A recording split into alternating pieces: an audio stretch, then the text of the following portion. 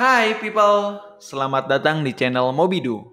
Dalam kesempatan kali ini, Mobidu akan berbagi kisah inspiratif tentang seseorang tokoh yang sangat luar biasa dan kita sudah tidak asing lagi di dalam pikiran kita, yaitu Baharudin Yusuf Habibie atau yang kita kenal sebagai B.J. Habibie. Presiden Republik Indonesia yang ketiga ini, sekaligus yang kita tahu sebagai Bapak Teknologi Indonesia ini, dan lebih dikenal dunia dengan sebutan Mr. Crack, sejak ia menemukan rumus faktor Habibie, sebuah teori yang dijadikan landasan ilmu dalam keilmuan penerbangan. Setelah B.J. Habibie dikenal sebagai Bapak Demokrasi Indonesia juga, karena beliau sudah membawa angin segar atas kebebasan pers di Indonesia pada saat dia menjabat sebagai Presiden Republik Indonesia yang ketiga. Bagaimana perjalanan B.J. Habibie untuk menjadi seorang teknokrat sekaligus negarawan? Inilah kisahnya. B.J. Habibie lahir pada tanggal 25 Juni tahun 1936 di kota Parepare, Sulawesi Selatan. Ayahnya yang ternyata seorang ahli pertanian dan ibunya seorang dokter spesialis mata. Dan sejak kecil B.J. Habibie suka menyendiri dan suka membaca buku. Walaupun begitu juga, ternyata B.J. Habibie aktif untuk bertanya kepada siapapun. Karena beliau memiliki rasa ingin tahu yang sangat tinggi. Sejak kecil, nama panggilan keluarga dan teman-temannya ternyata Rudi, bukan B.J. Habibie. Rudi nama panggilannya. Pada 14 tahun, B.J. Habibie ditinggal oleh ayahnya, tapi dia tetap survive. Dia belajar dengan sungguh-sungguh untuk mencapai masa depan yang sangat luar biasa, dan kita kenal siapa sekarang B.J. Habibie. B.J. Habibie dulu bersekolah di SMAK Dago. Zaman dulu banget kayaknya. Lalu pada tahun 1954, Habibie melanjutkan pendidikan di ITB. Namun hanya beberapa saat saja, yaitu beberapa bulan di ITB. Karena beliau memutuskan untuk mengikuti jejak sahabat, teman-temannya, koleganya untuk bersekolah di Jerman. Namun ternyata berbeda dengan yang lainnya, dia tidak menggunakan beasiswa dari Kementerian Pendidikan dan Kebudayaan Republik Indonesia untuk melanjutkan kuliahnya di Jerman, melainkan menggunakan biaya sendiri dari ibunya.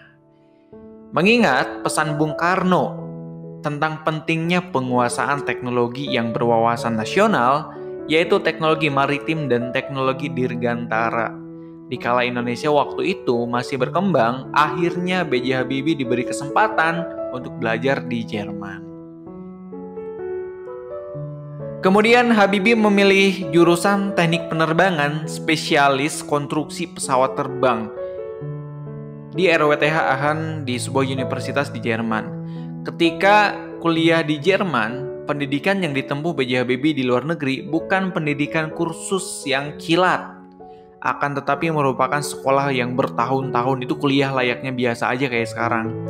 Sejak awal, Habibie memang tertarik banget dengan how to build commercial aircraft bagi rakyat Indonesia yang menjadi ide Soekarno di masa jabatannya. Dari sana, kemudian muncul perusahaan-perusahaan yang strategis, ada PT PAL, salah satunya ada IPTN. Kemudian ketika B.J. Habibie sampai di Jerman, Habibie punya tekad yang bersungguh-sungguh. Di dalam perantauannya, dia harus sukses dan membawa peluang yang sangat luar biasa bagi Republik Indonesia dan untuk penghormatan untuk ibunya karena dia sudah membiayai kuliah dan kehidupan sehari-harinya di Jerman. Beberapa tahun kemudian, di tahun 1955 di Aachen, 99% mahasiswa Indonesia belajar di sana diberikan beasiswa penuh. Hanya saja beliau yang menggunakan paspor hijau dan swasta, berbeda dengan teman-teman yang lainnya.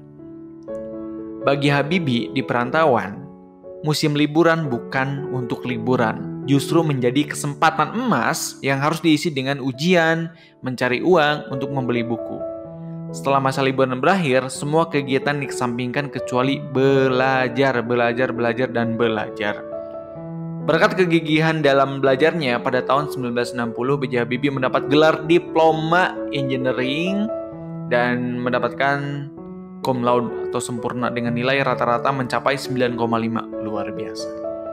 Dengan gelar insinyur yang sudah dikantongi beliau, kemudian Habibie muda mendaftarkan dirinya untuk bekerja di salah satu perusahaan industri kereta api di Jerman. Setelah itu kemudian beliau melanjutkan studinya untuk mendapatkan gelar doktor di universitas yang sama, kemudian menikah pada tahun 1962 dengan Hasni Ainun Habibie, yang kemudian dikenal dengan Ainun Habibie, dan kemudian diboyonglah ke Jerman untuk menetap di sana. Hidupnya di sana ternyata nggak mulus-mulus amat. Pak B.J. Habibie hidupnya keras di sana, pagi-pagi berangkat kerja dengan jalan kaki, kemudian untuk menghemat biaya hidup, kemudian pulang malam dan belajar untuk kuliahnya. Jadi membagi antara kuliah, menghidupi keluarga, dan untuk bekerja.